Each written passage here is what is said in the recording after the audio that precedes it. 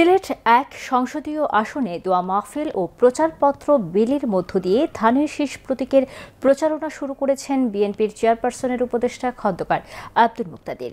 হযরত শাহজালাল রহমতুল্লাহ আলাইহির মাজার মসজিদে আসরের নামাজ শেষে দোয়া মাহফিলের মাধ্যমে প্রচারণা শুরু করেন তিনি।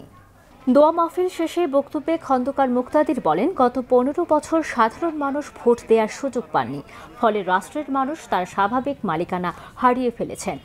এখন গণতান্ত্রিক এবং প্রাতিষ্ঠানিক পথে সেই মালিকানা পুনঃপ্রতিষ্ঠার সময় এসেছে। তিনি বলেন, মানুষ অধীর আগ্রহে ভোটের জন্য অপেক্ষা করছে, যাতে তারা নিজের পছন্দের সরকার বেছে নিতে পারে। বিএনপি ক্ষমতায় গেলে দেশের অর্থনীতি পুনর্গঠন করা হবে, সিলেট সহ সারা দেশে কর্মসংস্থানের ব্যবস্থা করা হবে এবং বেকারত্ব দূর করা হবে। পাশাপাশি অবকাঠামোগত উন্নয়ন ত্বরান্বিত করা হবে।